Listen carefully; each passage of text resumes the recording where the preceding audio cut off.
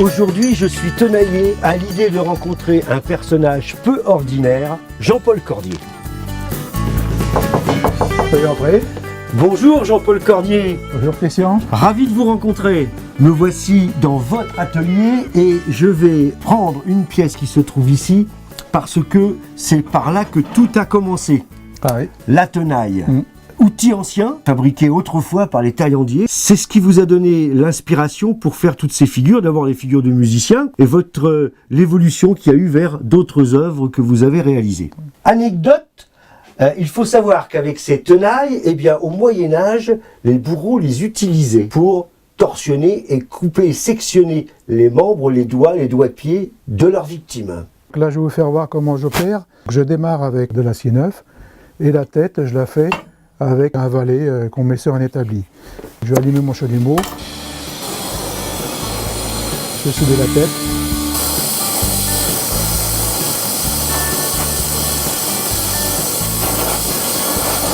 Voilà, la tête est assemblée. Maintenant, je vais pouvoir mettre les bras de chaque côté.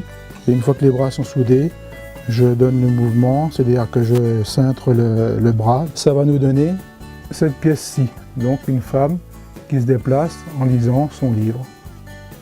Nous allons quitter l'atelier pour nous rendre vers la serre, le jardin d'hiver. Finalement, c'est là où sont exposées toutes vos œuvres. Il y pousse simplement un peu de ferraille. Vous êtes un homme de métal et vous allez nous expliquer comment vous avez réussi du métier de carrossier à devenir sculpteur de tenaille au départ. J'ai commencé avec des outils de jardin. Mais bon, les outils de jardin, c'est trop imposant pour pouvoir exposer, ça prend trop de place pour le transport. Donc je me suis orienté après sur les tenailles, parce que je trouve qu'avec les tenailles, le personnage est presque fait. Vous voyez, quand on a une tenaille, la tête est faite. Après, il faut imaginer une position, soit on la met assise comme ça sur un banc, avec quelqu'un qui lit, ou alors en musicien, comme ceci par exemple, un violoniste. Hein. Ouais. Donc, sur une tenaille comme ça, bon, bah, ces tenailles n'existent pas. Donc là, je suis obligé de les rallonger pour faire les jambes un peu plus longues. Et je les chauffe au chalumeau pour avoir la forme. Mon but principal, c'est de donner du mouvement à ce que je fais. La tenaille, au départ, c'est deux mâchoires. Oui. Et vous transformez à la fois les mâchoires, à la fois la goupille, peut-être pas trop, mais vous transformez toute la partie du bras des tenailles, voilà, pour en faire finalement, vous passez du bras aux jambes. Voilà.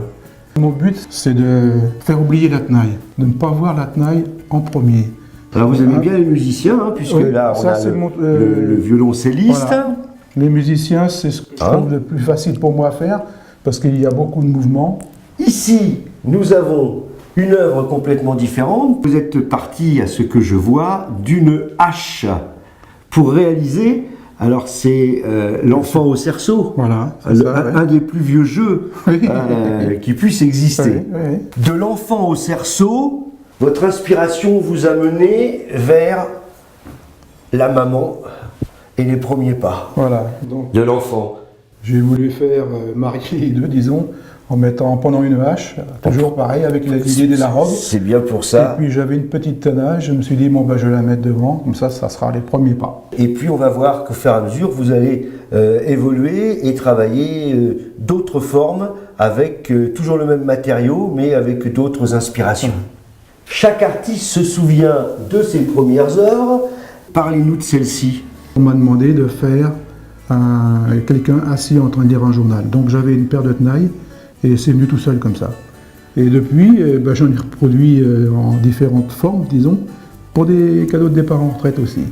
Plus les tenailles sont vieilles, plus les dates d'anniversaire sont anciennes, non? Sans doute, on peut dire ça comme ça. Dites-moi, vous arrivez à trouver toujours la matière première, si j'ose dire, c'est quoi? C'est les brocantes, c'est oui, les vibroniers? C'est les vibroniers surtout. D'accord. Oui, c'est les vibroniers. Cette pièce-là, elle est faite avec de l'acier neuf. Là, c'est plus de la récupération, c'est de l'acier neuf.